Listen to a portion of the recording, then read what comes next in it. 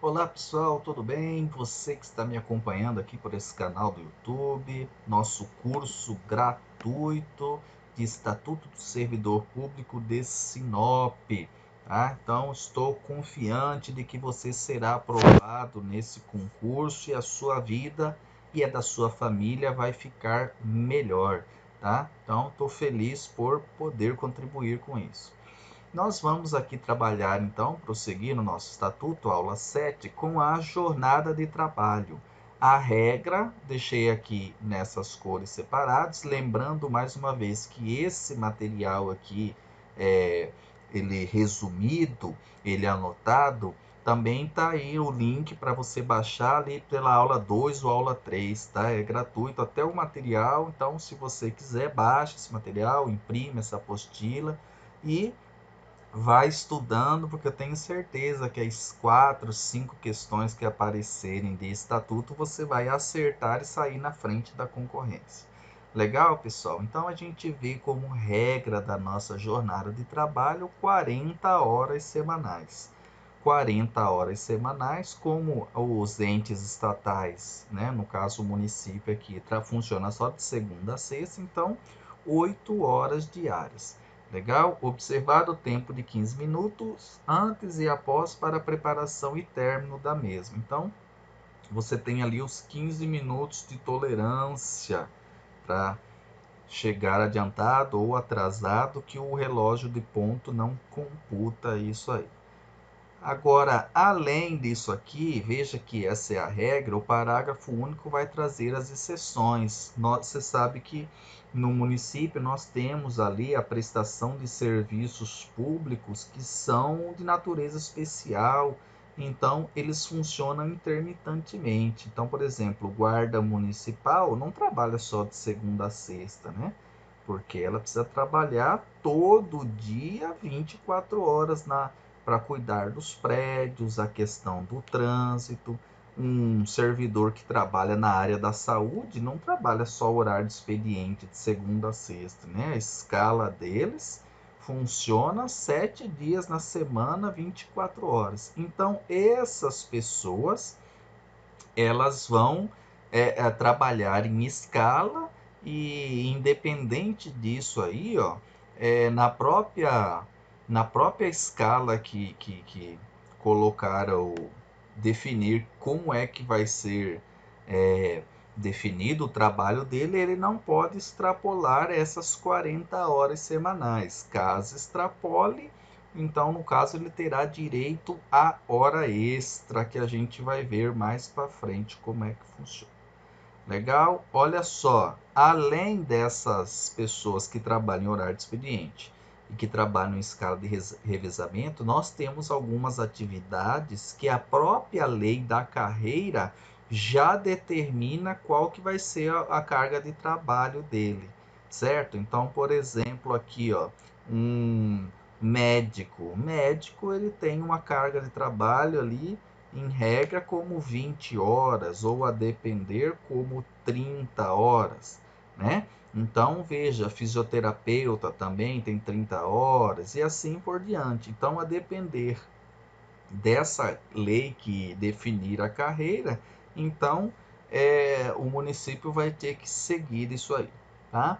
Então, bem tranquilo. Olha só, sobre professores é o artigo 29. Vamos lá.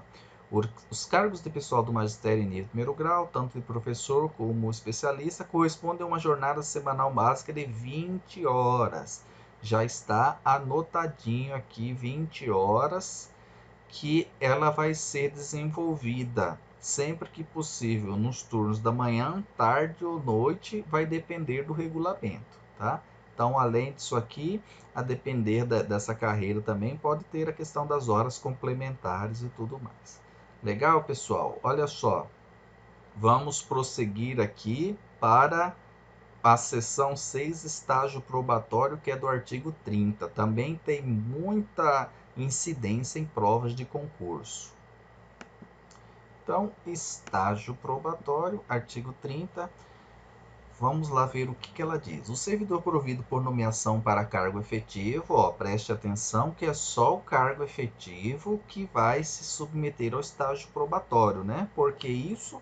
Porque depois dos 3 anos de efetivo exercício, ele se estabiliza no cargo. Aquela pessoa que é do cargo comissionado, do cargo em comissão, ad nutum, livre nomeação e exoneração, essa pessoa ela pode ser exonerada a qualquer momento, pode pedir exoneração também. Então, como ele não tem estabilidade, ele não se submete ao estágio probatório. Então, aqui já está destacado a informação que mais aparece na prova: 3 anos de efetivo exercício no cargo, durante o qual a sua adaptabilidade e capacidade serão objeto de avaliação obrigatória. Preste atenção que o estágio probatório ele conta para cada cargo, tá? Para o cargo. Então veja que se você tem, por exemplo, um cargo aí, vamos pensar qualquer um aqui, merendeira, tá? Você há 10 anos que é merendeira do município. Então você já tem estabilidade, certo? Aí agora abriu o concurso, você vai e faz o concurso para assistente administrativo para trabalhar numa secretaria de uma escola.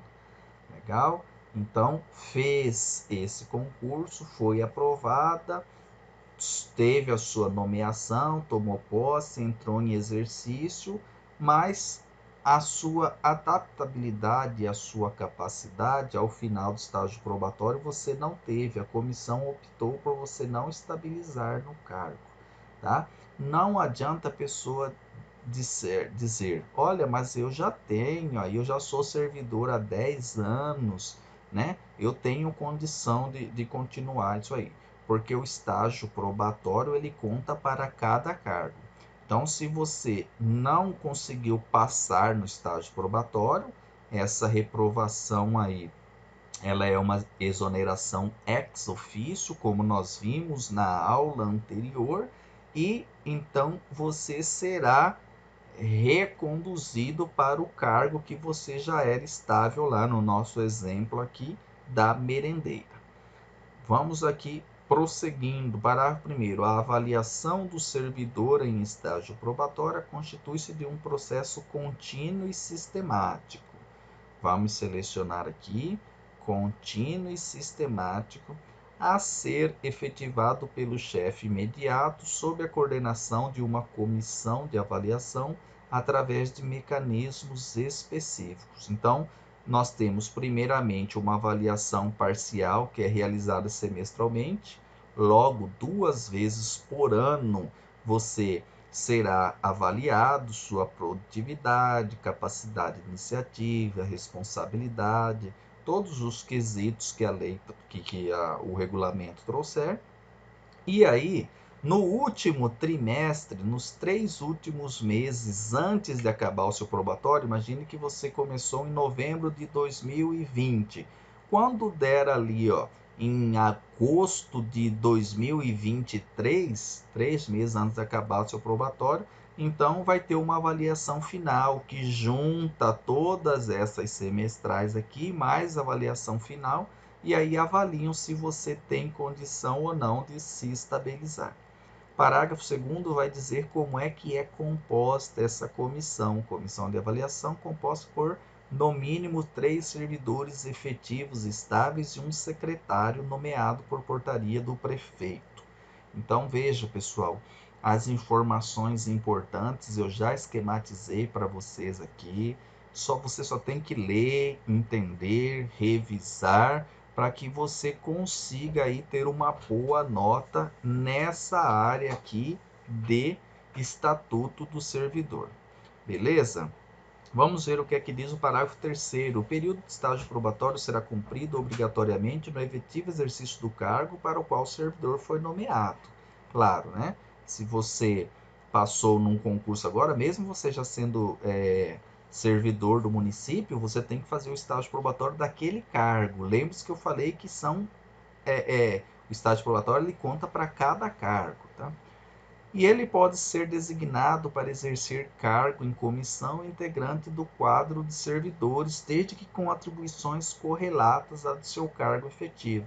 Claro, se tem uma comissão de levantamento patrimonial, o servidor que está em estágio probatório pode participar dela.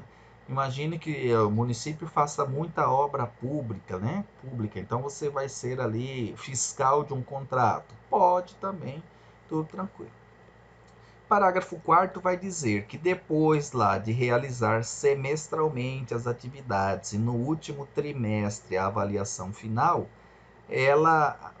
o fato de ser aprovado, a comissão sugere a aprovação ou reprovação no estágio probatório, e aí o prefeito, né, que é a autoridade maior do município ali, ele manda publicar esse ato, se o fulano de tal, matrícula tal, cargo tal, foi aprovado no estágio probatório e declara a estabilidade dele. E o parágrafo 5º vai dizer o que eu já disse, né, anteriormente. O servidor não aprovado no estágio probatório será exonerado de ofício, ex officio.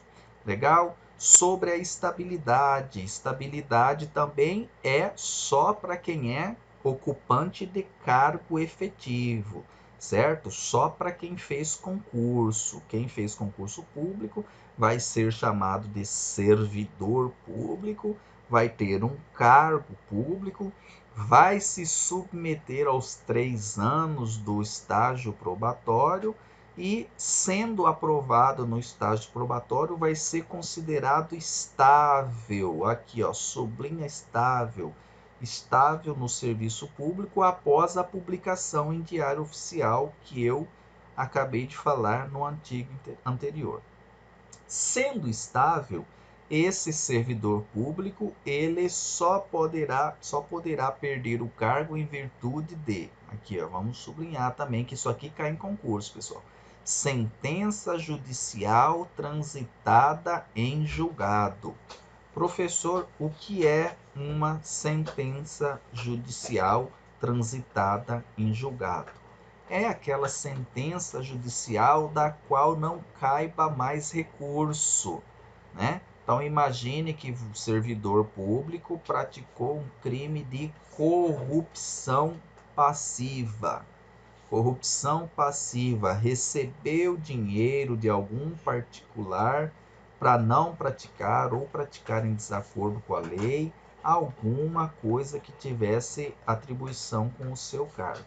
Tá? Então, ele pode responder na via administrativa, perante um processo administrativo disciplinar ou uma sindicância no órgão, e ele também pode responder criminalmente, porque é um crime essa conduta, né, de corrupção passiva. Ele respondendo criminalmente, caso ele seja julgado pelo juiz de primeiro grau, o juiz aqui da cidade, ele pode fazer um recurso para o tribunal, para o TJMT, que é lá na capital. Imagine que lá ele não conseguiu reverter a sentença. Se ele não apelar para um tribunal superior, imagine para o STJ ou para o STF, então transitou em julgado. Então, o trânsito em julgado significa o quê? Que não cabe mais recurso, não cabe mais recurso daquela sentença judicial. Transitando em julgado, então ele pode perder o cargo. Além disso, pelo cometimento de infração disciplinar punível com demissão, olha aqui, ó, demissão, tá? E apurada em PAD, processo administrativo disciplinar. Beleza, pessoal? Então, pode responder na via judicial ou pode responder também na via administrativa. Em qualquer um dos casos, caso ele seja condenado, ele perde o cargo. Veja uma informação importante aqui, a depender se você for fazer um cargo de nível superior que vem com uma prova mais difícil, nós temos no Brasil aqui, eu vou anotar aqui embaixo, ó, o princípio da incomunicabilidade das instâncias. Tá? Incomunicabilidade das instâncias. Olha aqui, nós temos a instância civil, uma instância penal e uma instância administrativa. Esse assunto ele é super esboçado no meu curso completo. Aqui nesse curso completo, a gente vê a parte de responsabilidade civil do Estado, a gente vê a responsabilidade civil do servidor público, a gente trabalha a lei de improbidade administrativa. É um curso bem completo, bem legal, super barato, super em conta, né, pelo que oferece. Convido você a conhecer aqui, deixando uma mensagem aqui no YouTube mesmo, ou entrando em contato comigo no meu site lá, www.neinogueira.com.br. Então, vamos aqui, ó, uma explicação rápida. Imagine que você seja um motorista. Você é um motorista do município. Um dia, no expediente, você ingere bebida alcoólica. Você toma uma cerveja e sai dirigindo esse veículo oficial de serviço. Você atropela e mata uma pessoa, tá? Você vai responder na esfera administrativa, óbvio, né? Vai responder um PAD, um processo administrativo disciplinar, e ao final você pode ser demitido. Professor, não é exonerado? Não, é demitido. A demissão ela tem caráter punitivo, já vimos isso nas aulas anteriores.